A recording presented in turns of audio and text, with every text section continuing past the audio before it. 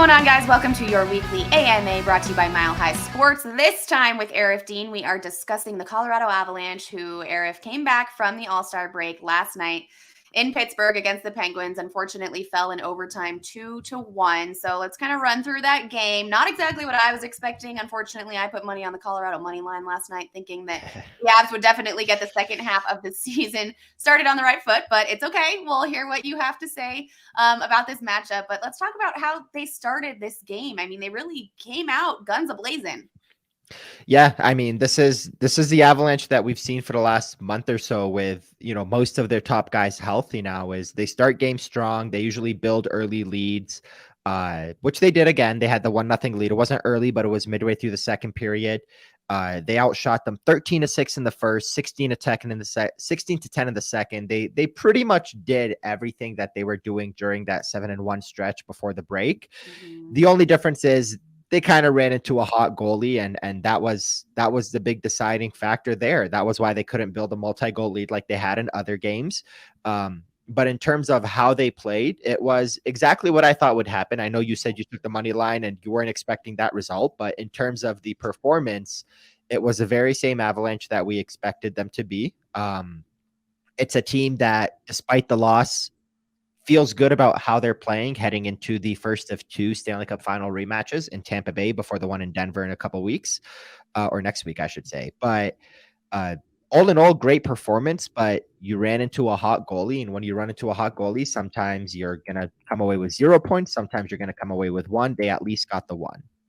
Yes, I read in your article over at Mile High Sports that you wrote up after last night's game that Nathan MacKinnon said those exact words, They had a great goalie. He said that we deserved this one, but they had a great goalie. So it seems like you agree with that. Their goalie had a night. That's really it. He had a great night, and it ultimately is what it is. Like, yep. Nathan MacKinnon had 8 shots on goal. He had another 11 shot attempts, I should say. 2 of them that hit the post, some that were blocked. He was flying all over the ice. So you probably were hoping to get a little bit more out of him than one goal, but the goalie had a night. Like you said, yeah, it is what it is with the goalie there. So he had 8 shots on goal last night. He had 7 the last road game and then 10 the road game before that. So Nathan MacKinnon on the road absolutely is on fire right now. So that's a cool thing to watch. Hopefully that will produce some different results when in the win column, obviously, heading into the second half of the season. But let's talk about some of the additions to the team, right? We've got some guys back from injury last night, Bo Byram, Val Nichushkin, both back in the lineup. What was their impact on their performance last night? So I loved what they brought to the game, even if it might not show in the numbers. I mean, for starters, Bo Byram, it does absolutely show. He had the assist on the Nathan MacKinnon goal. Him and Sam Girard together, you kind of saw what they were able to do. They were able to kind of play a little bit of a decoy on that 4-on-4. The way that they were able to both kind of pinch in beneath the circles and allow Nathan MacKinnon to come out around the top of the circle and be the highest man now on the ice was awesome, because it served as a decoy. They drew the defenseman in. They gave MacKinnon all the space in the world to get that shot off. Thankfully, it hit the net and it ended up going in. If it was a shot that rang around the boards, now Nathan MacKinnon's your last man back. But thankfully, that wasn't the case. So just that smart, high IQ hockey play by Bo Byram is what you see from him. So despite him not getting more than just 1 assist and the Avalanche only scoring 1 goal, you already can see the impact he's had. And for Val Nichushkin, I mean, I know Nathan MacKinnon's had quite a few great games here recently, and he plays well all the time, but having him on that line with MacKinnon and Lehkonen and playing the two-way game that he plays allows MacKinnon to be who he is. And that's what I love about guys like Val Nichushkin. Even when they're not producing, even when they end up a -1 in a game where you lose 2-1, you still are providing some kind of a help, because you're doing the dirty work, kind of like what Gabe Landeskog usually does. You're doing the dirty work, allowing your Nathan MacKinnons to be Nathan MacKinnon. Bo Byram is coming in, elevating Nathan MacKinnon's play, elevating Sam Girard's play. So this is what you're going to start to see. In the NHL, one player doesn't change a team. In the NBA, you have 5 starters. You get LeBron back in the lineup. Well, that's going to elevate your team. In the NHL, it's not the case. But when you take just one guy like Bo Byram and insert him into the lineup, and then just one guy like Val Nichushkin and insert him, and then eventually just one guy like Josh Manson and just one guy like Gabe Landeskog, well, they start to add up, and everybody's little incremental help to the lineup suddenly turns into turning the Avalanche into a juggernaut. And that's what we're starting to see here. They're going to slowly get healthy and get better. but the impact Nichushkin and Byram had. Still the first game, like McKinnon said yesterday after the game, it's going to take a few games for them to adjust. But just in that one game, you saw the impact they had.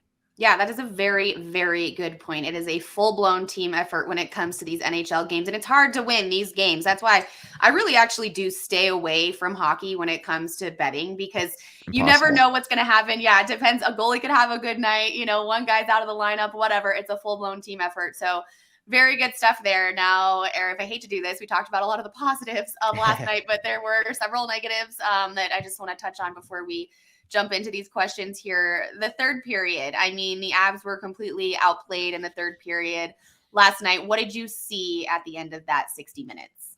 So this is becoming kind of a little bit of a theme here, and that's why I do want to address this is, look, when you're leading entering the third period, like the Avalanche have been for these last 7-8 games, well, actually 9 games now, because even the Anaheim game they lost, they were leading. When you're leading entering the third period like this, or tied entering the third period, you expect the other team to have a strong performance. So that's one thing, but when it happens every single time, they've lost that little bit of an ability to close out games, and that's what you want to see. I mean, you held Pittsburgh to 6 in the first, you held Pittsburgh to 10 in the second, shots, that is. So 16 shots through 40 minutes, and then they came out and had 18 in the third period, and you don't want to see that. You want to see the Avalanche every once in a while be able to really hamper down, shut teams down like they did in Game 6 against Tampa last year, and just, cruise to a victory. They were unable to build on that 1-goal lead, obviously, but 18 shots. I know the goal was kind of a bit of a broken play. Pavel Francouz was a little aggressive trying to get the poke check, and it backfired. But at the same time, you don't want to put yourself in a position where your goalie has to make that many saves and has to make that many decisions leading to a bad decision. So it's not something you always want to see, but it's kind of been a bit of a theme here. I'm not too worried about it yet, but it's something to keep an eye on. Aarif, you say that often, that you're not quite worried about things yet, and then all of a sudden we're worried. But no, it's okay. I'm just kidding. We still have a long ways to go here. What about their power plays last night, though?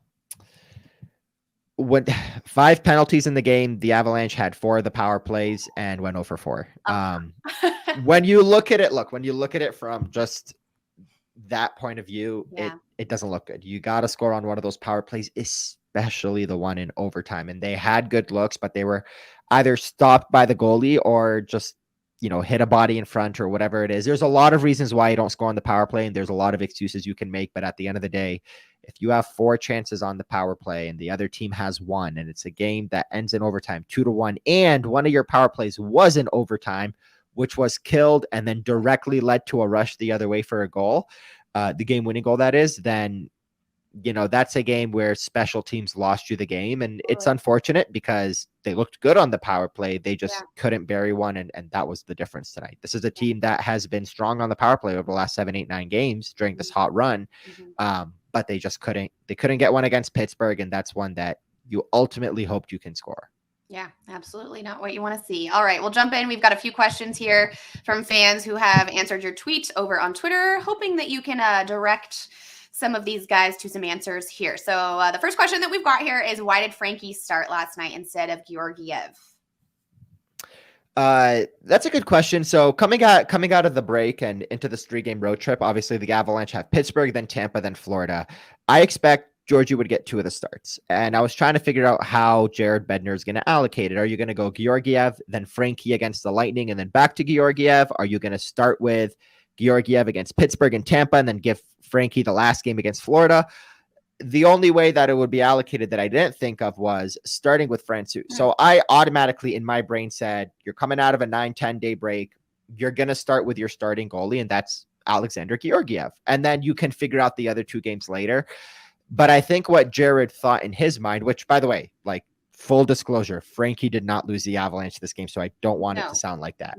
But I think what Bednar was ultimately deciding is, you got the Tampa Bay Lightning and you want your starter going up against the Lightning. So that's obviously Alexander Georgiev. Right. But then you have the Florida Panthers and you have the Pittsburgh Penguins. Despite the Penguins being higher in the standings right now and having a better record and games in hand on Florida, the Panthers are the hotter team right now, especially at home. Yeah. They just beat the Tampa Bay Lightning a few days ago, 7-1, the first game out of the break. They're 14-7-3 on home ice. They don't have that good of a road record. Yeah. But I think what Jared was thinking was, let's give Frankie that first game, and then we're going to ride Georgie both games in Florida and go from there. So, like I said, you want your backup goalie to get one of these 3 games because your backup goalie is better than a lot of other backup goalies, and there's no need to play Georgie 3 straight games and then come back home and play him against Tampa Bay. So I think you give Frankie the first one. Now, assuming nothing goes wrong, whether it's an injury or poor play from Georgiev, you're going to go Tampa, Florida, and then back home for Tampa. All 3 of those games are going to be for Georgiev, in my opinion. Okay. All right. That makes sense. I mean, it's weird, like you said, probably not what we all expected before last night's game started there, but definitely makes sense. We've got 2 more before we wrap this guy up here. And this one is interesting. I'm intrigued to see what you have to say, but why have MacDermid on the team if they're not willing to unleash him when needed? Apparently, this is what was needed last night, maybe. So I go back and forth on it. Look, I know this is probably referring to the hit from Jeff Carter on Cale Makar, and that hit came in the 3rd period. I believe it was a very close game at that point. I think with Curtis MacDermid, having him in the lineup is a bit of a deterrent. Obviously, it didn't work yesterday because there was that dirty hit. Granted, I don't think it was on purpose. It was just a very irresponsible play by Jeff Carter. Like, no excuses there. Okay. But it's a time of the game type of thing with him. Like, if that happens in the first period, you're going to turn it into a more physical game. You're going to get MacDermid out there. You're going to rough things up. You're going to turn this into a more physical game. You can't hit our top player. But when it happens late in the 3rd of a game, that's a 1-goal game that ends up being tied, that ends up, being a 1-goal game in overtime, obviously. I think you have to kind of toe the line a little bit of sending MacDermid out there, getting a penalty, losing in regulation, things like that. So, the Avalanche did a really good job, I think, in the playoffs last year of answering back when it was appropriate, but backing off the physical stuff, not letting it get under your skin when it wasn't appropriate. And yesterday just seemed like when Cale Makar was hit by Jeff Carter, it wasn't the time to, send out the big guns to go out there and hit them. It was the time to send out your top stars to try to score some goals and, win the game that kind of a way and beat them on the scoreboard. Obviously, it didn't end up working. It's not always going to work, but I do understand the question. At the same time, I just think if that was something that happens early in the game, it would have went a little bit different. But just given the time of game, given what the score was and how things were going, I think they handled it about as good as they could. Yeah. All right. Okay. We'll take that answer. Now this last one here. This is from Beaston25_8. Seems like they need another middle 6 player. What do you think of this one? He says, I know Gabe Landeskog is obviously coming back, but still just a bit more punch. Go from being a good team to a force of nature. Thoughts, Aarif? I wholeheartedly agree. All right. I mean, we've talked about it. We talked about the Avalanche needing a second-line center, whether that's a top guy like Taves and O'Reilly, or whether that's one of the lower echelon players like a Sean Monahan or Boone Jenner or whoever else is going to be made available that we're not thinking of. They ultimately do need one more forward. I mean, I think I've gone over this before. When you have Landeskog, McKinnon, Rantanen, Nichushkin, and Lehkonen in your top 6, you're one more person away from making that a strong top 6, having a third line that could include Nieto, Comfer, and Rodriguez, or Newhook, Comfer, and Rodriguez, and then a fourth line that has, let's say Nieto's on the third line. Well, now your fourth line is automatically Newhook with O'Connor and Cogliano. You still have Darren Helm trying to fight back. You still have Dennis Malgin, who's going to be an option. Ben Myers is going to be an option. You suddenly go from a team that's had no depth all year to a team that's got a lot of it. Yeah. Evan Rodriguez replaces Burakovsky on the third line. Nieto replaces Abe Kubel as that third line. Let's call him a pinch hitter, a guy that can come in and out of the lineup. But you're still missing that one guy that can replace Nazem Kadri. Is he going to be as good as Kadri? Probably not. But this team is so strong, they don't need somebody as good as Kadri. Right. They just need another body that can kind of fill that role. So I wholeheartedly agree. They need a middle 6 guy, and in my opinion, it's a second line guy more than a middle 6 guy. Yeah. Okay. All right. Good answer there, Aarif. We appreciate you. Thank you so much for your thoughts, of course, on last night's game. Not the result we all were hoping to see, but there's still a lot of time left, and the Avs are still favored to win the West on a lot of sports books. They're still right up there with the Bruins and the Hurricanes when it comes to Stanley Cup favored. So very interesting things. Obviously, a lot of people still have a lot of faith in this team for the second half of the season. It seems like you agree with that. Oh yeah, 100%. I mean, they're 7-1-1 in their last 9. Regardless of that loss, they're still playing well, and they're getting bodies back that are getting adjusted, and it's going to get better. Yep. All right. Only going to get better from here. Well, thank you so much, Aarif, and to everybody listening, thank you for tuning into our weekly AMA right here at Mile High Sports for the Colorado Avalanche. He is Aarif Deen. I am Kim Becker, and we will see you guys next week.